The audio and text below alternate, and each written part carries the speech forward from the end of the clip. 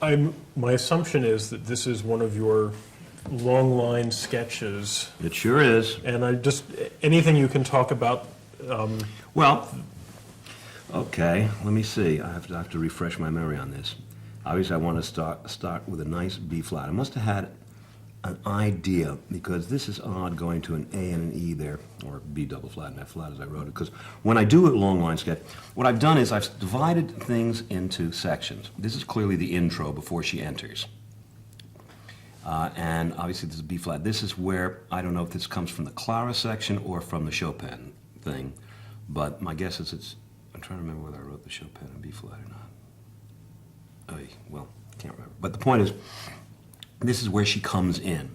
Now, I had devised this arpeggio, you know, the 7/4 arpeggio, and from what that implied, I started to work out the harmonic structure.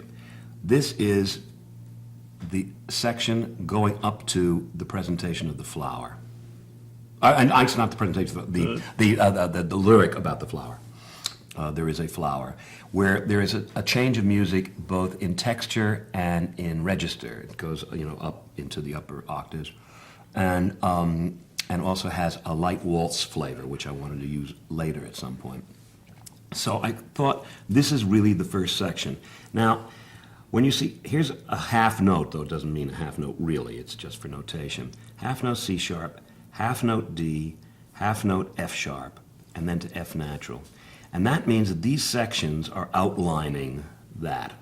Now, I would have Is to... that melodically or harmonically? Harmonically. Okay. Harmonically, because you know it's all in thirds here. And what interests me here is why I put B minor under here, because it doesn't really, with an A natural there, it doesn't really sound, but that's what that means. I wanted the B's to be here. Obviously, what I did was, the scheme is to go B flat, B natural, B flat. So it has some kind of arc effect that way. And then you think, what are those notes having? Here's a G, it's G minor, but in fact, G minor major. G minor has B flat and G major has B natural. So that the whole passage is built on the alternation of B flats and G. This is the recap. And for some reason I put that in G minor and went from B minor to G minor. But I have to look, but they're two sections. But anyway, and what these half notes represent is the inner motion of the harmonies. Quarter notes are sections within that. If we took the whole manuscript and compared it to this, let's see if I've written it in a key where that would make some sense.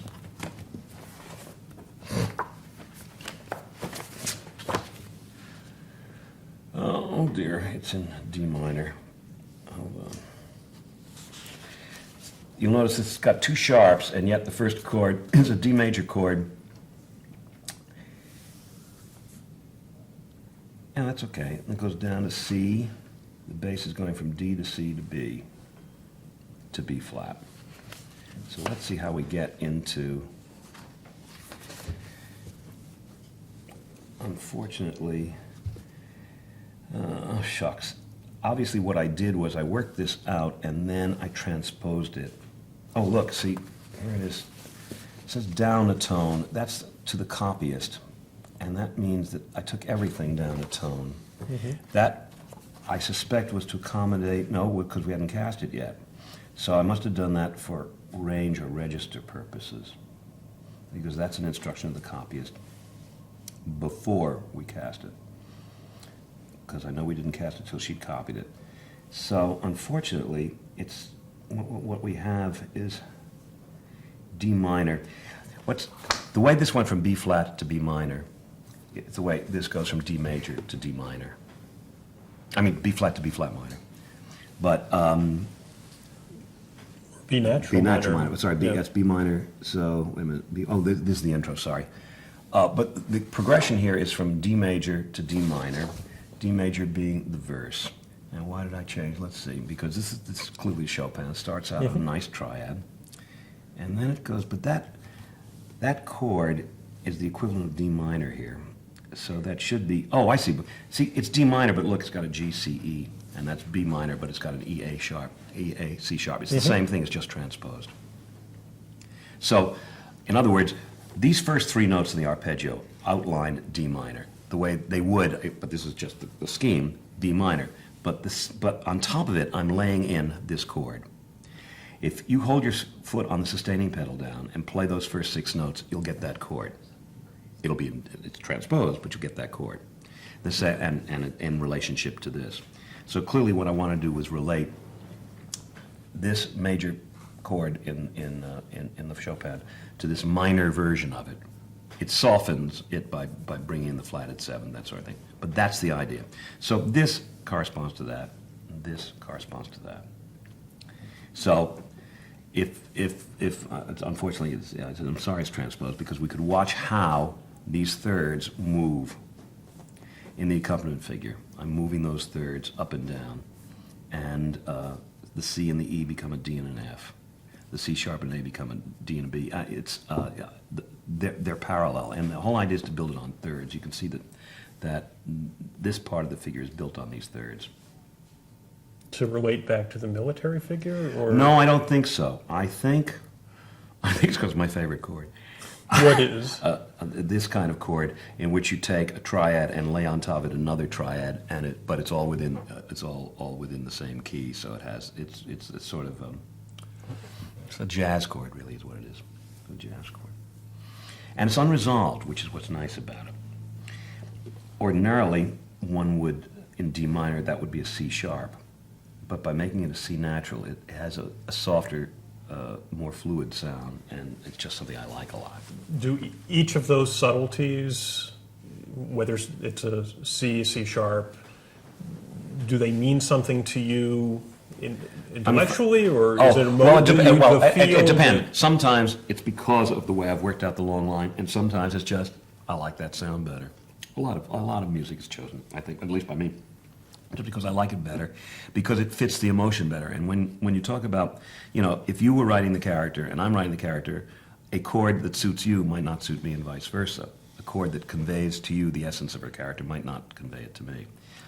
This kind of melancholy, it's Rachmaninoff melancholy is what it is. I mean, this is a chord you find all the way through his music.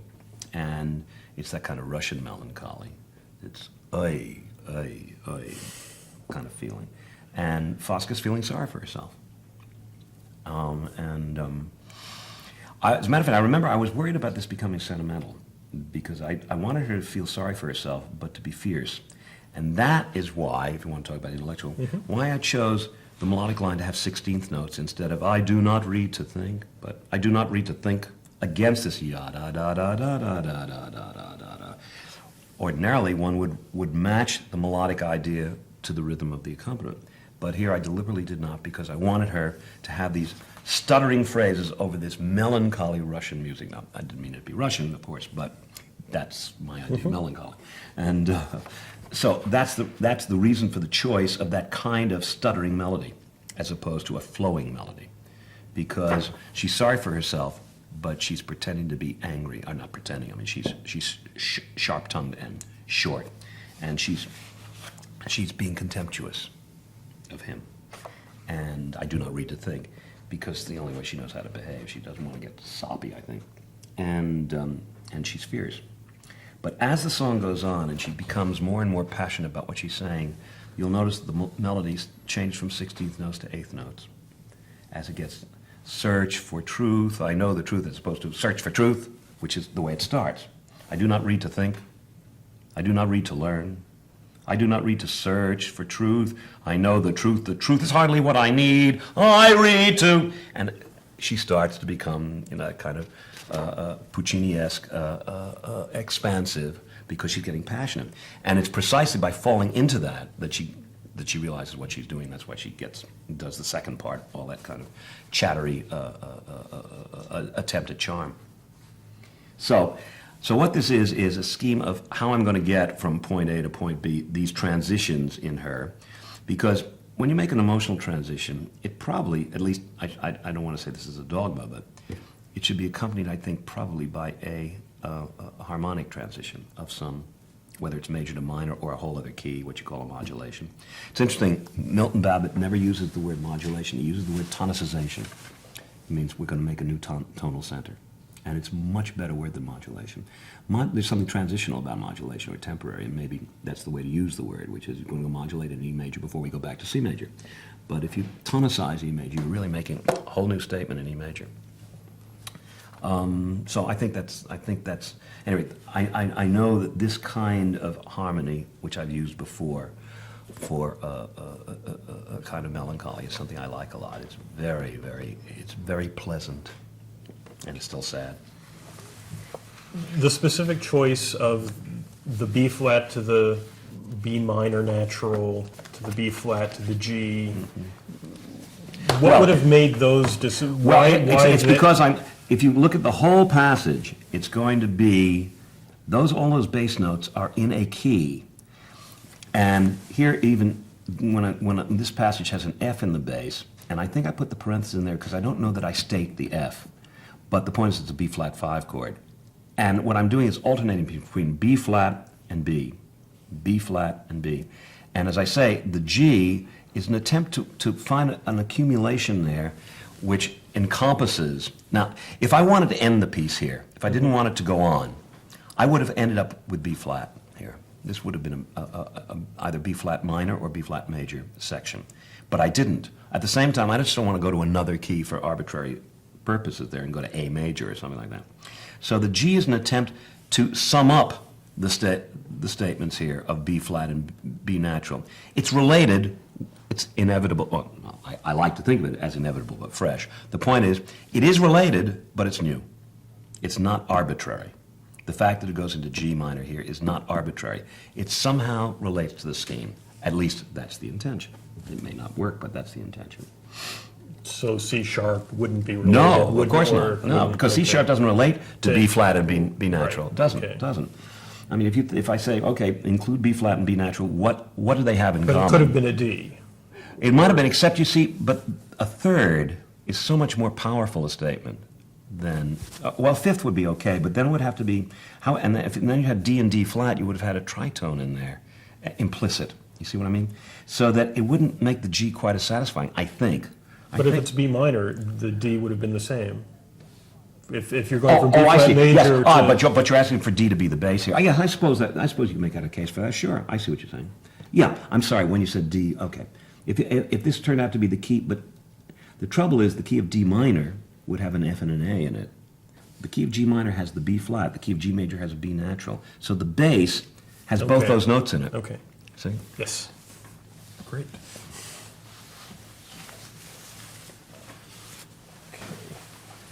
I hasten to add, it's only in extended pieces like that where I work that out so in such detail.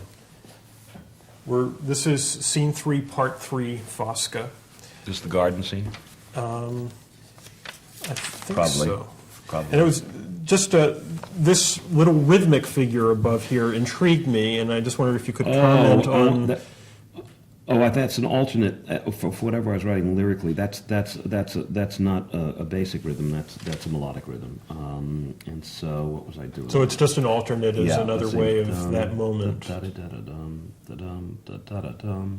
That's an echo of Fosca's entrance theme.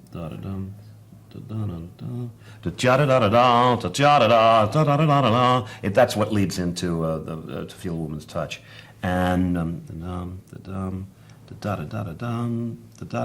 yeah, what I'm doing is I'm trying to develop melody and deciding whether I want that to be ba-da-dum, ba-da-da-da-da-da-da-da-da-dum, how I suppose da-da-dum, da-da-da-da-dum.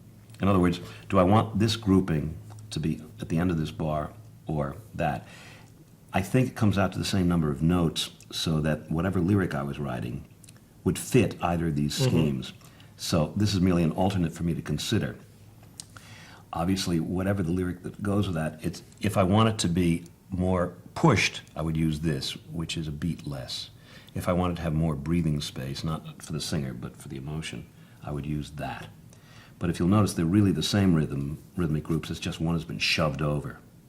And the actual meter change there to 3/4. Well, only because it's over there at the end of that group of sixteenths. So once that group of sixteenths is over, that's the end of the bar. Okay. So by moving everything over a beat, I have to borrow from Peter to pay Paul. I have to take one beat off that bar, and it really has to do with this half note here, because if it's a dotted quarter, then everything gets shoved over. If it's a dotted half, everything gets pushed over there.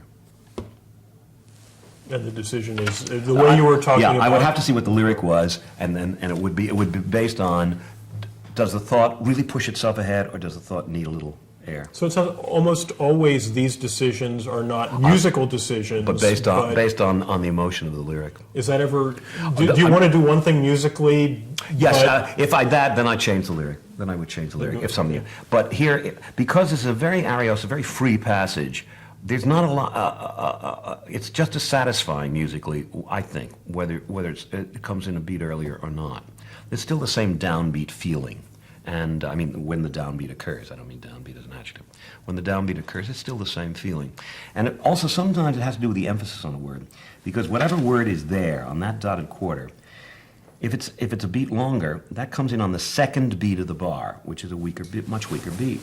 So if I don't want to emphasize that word, I would use this. If I do want to emphasize that word, I would use that. So sometimes it comes to emphasis. It comes out to emphasis.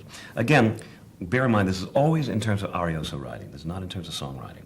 Because songwriting has many more rigid rules, or it doesn't feel like a song. You can't just keep changing rhythms in a song and expect it to maintain its shape, because it is only 32 bars. I've noticed more and more in your writing, though, that you have changed the meters more frequently within a song. Yeah, well, but that's because most of the shows I've written recently aren't song shows. The last song show I wrote really was Merrily. I mean, both Sunday in the Park with George and particularly Into the Woods have songs in them, but they're not primarily song scores. You know, Into the Woods is full of fragments that drift off, and Sunday in the Park has extended sections. Assassins has a lot of songs in it. But even the Ballad of Booth there's a lot of meter changes. Well, really, I would say there are a lot of meter. Well, you're talking about the sentimental section, not about the balladeer section. You're talking Johnny about Booth had a happy. Yeah. Well, there are. Well, I guess there are, but the feeling of that is square. Even though there are some meter changes, but the feeling is fairly square.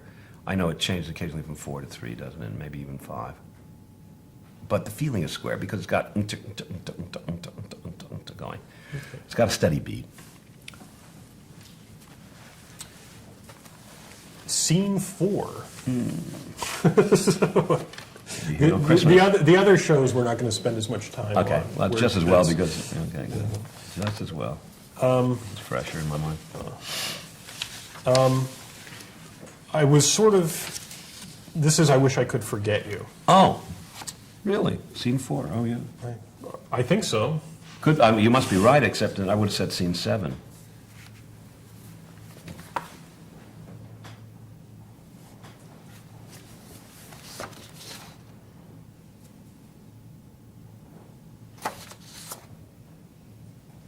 No, well, if this is something that got cut, this insert. Wait a minute. Let's see here. It's. How could we have such a my darling? You did only as you should. Okay, this is Clara and Giorgio. Oh my God. Well, of course, it became scene 7. Yeah. Okay. What interested me here was the melodic changes that the theme went through, and I tried to kind of track out what the final version was. As you know, this melodic idea is the basis of the show. You know, that's I do not read to think and all that. That whole thing rhythmically, ba-da-da-da-da-dum, or ba-da-da-da-da-da, that exists all the way. To feel a woman's touch, you know, I can't even remember the opening lyric. Ba-da-da-da-da-da-da-da-da, I die right here in your arms. I used this melodic motif, this germ, this cell, as they say, throughout the show in many, many guises, both rhythmically and in terms of the outline of the melody. That sometimes the note goes up and sometimes the note goes down, but essentially it's stepwise motion with a third at the end. Ya-da-da-da-ba-dum, or ya-da-da-da-da-da-da, to feel a woman's touch. You know, essentially these opening notes are the same all the way through the show. So the show is often, much of the score, is a study and variations on those 5 notes. Mm-hmm. And it was conscious on my part to do that so that there would be some sense of repetition without it being repetitious, some sense of development, some sense of holding it together so it wouldn't just be a lot, because I loathe recitatives, so there would be some sense of melodic cement, glue, holding the thing together. So much of what Fosca sings and much of what Clara sings when they are in their love moods is based on that motif. And Giorgio too. There are significant differences in harmony, but not in melodic outline.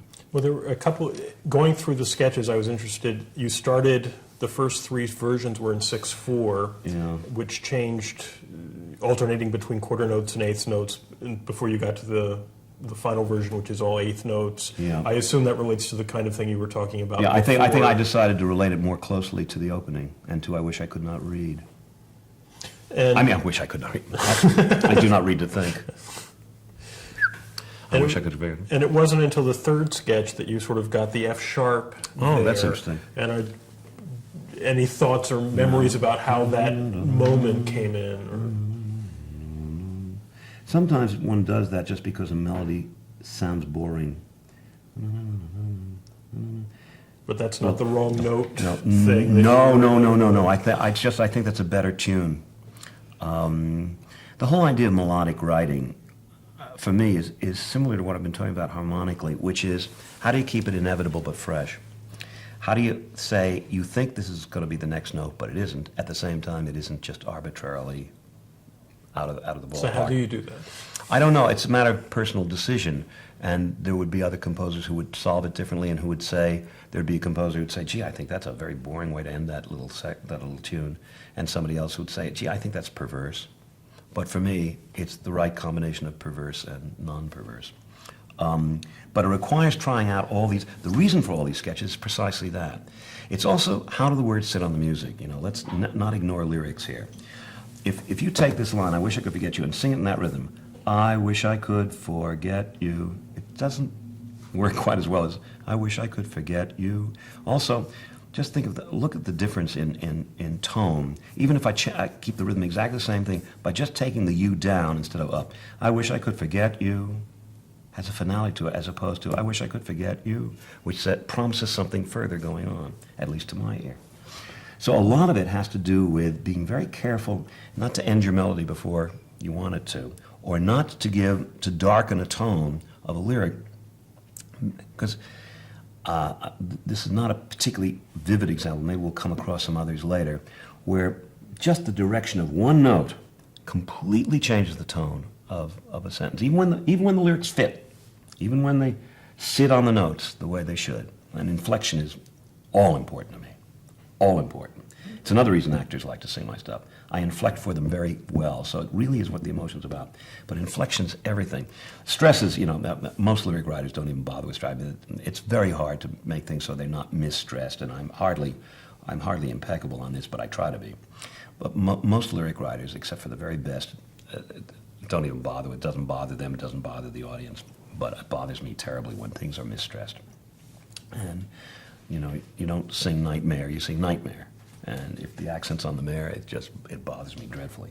But inflection is a subtler matter, and very much a choice, of course, because, again, there would be another composer who would say, "Gee, I think this is exactly the wrong way to set 'I Wish I Could Forget You.' I think that the last note should not be a stepwise motion. I think I should forget you." Who knows?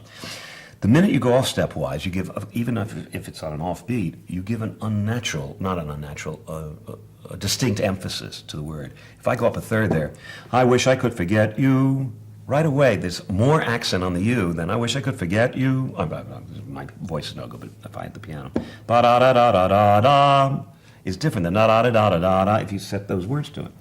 And by delaying the rhythm, making these quarter notes, that's why I think I changed the 6 to a 4, was to echo more the 5/16 of what she sang with "I Do Not Read to Think," and make them 5/8 instead of a quarter, 2/8, and 2/4. It relates the theme, and I think it's more conversational. It did mean that there was much more space between, because the illusion of space in between those two bars is greater than just holding the note, even though this may be the same number of beats, when the tune is stretched out that way, and then the next phrase comes in there, it's much closer than ja-da-da-da-da-da-da, ya-da-da-da-da-da. Even if you hold the note, da-da-da-da-da-da-da, da-da-da-da-da. There's more air there. So you have to be sure that the lyric is going to accommodate that. In other words, you don't want to run on sentence. And each of those phrases ideally should have almost a period. Each one should be a separate sentence.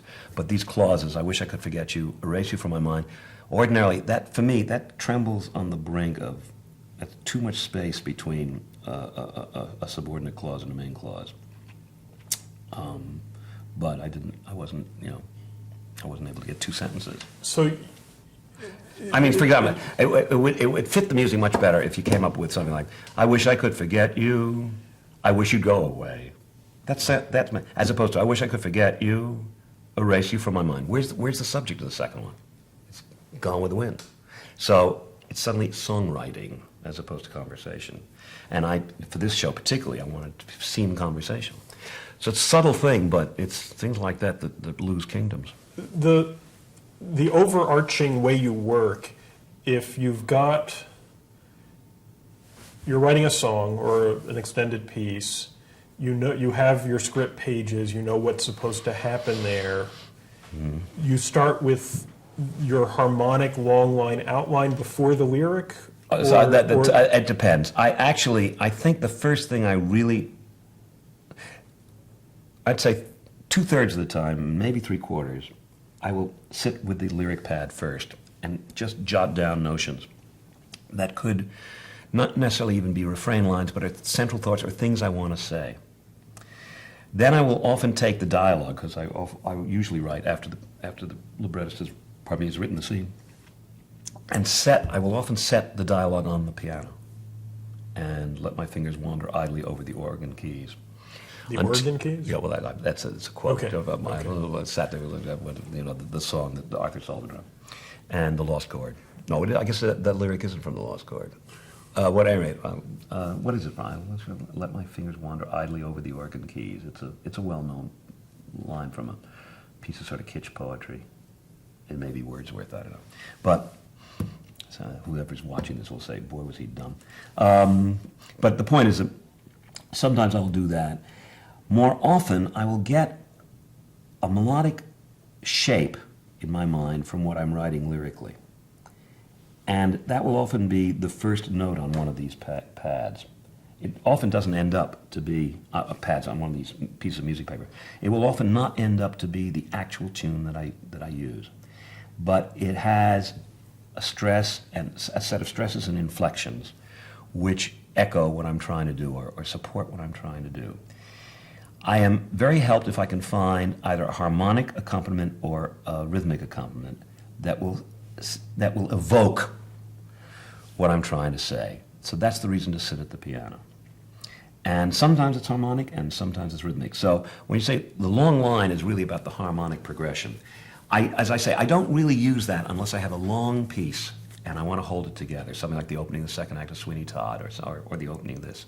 But the final melody, then, that comes from the lyric. Mm-hmm. And to get to that point, will you speak a line of lyric to get the inflection that you know you want? And then I don't have to use speak, that but I can hear it, yeah, quite often. To know whether you want to go up or down or whatever. So Absolutely. using the... Yeah. Often, if you listen to the musicality of the language, melodies, if you listen to this sentence, if you listen to this sentence, if you listen to this sentence, well, right away there's a melody. Ba-da-da-da-da-da. You don't go da-da-da-da-da. Not as if you listen to this sentence, it's if you listen to this sentence. So right away that suggests a melodic outline and suggests a rhythm. And if I were trying to set that, if I decided that's an important line, if you listen to this sentence, I would go ba-da-da-da-da-da and try to work out something from that. But it's the musicality of the language itself that suggests the musicality for me. the land of opera is filled with the reverse, in which you take, if you listen to this sentence, but that's not for me.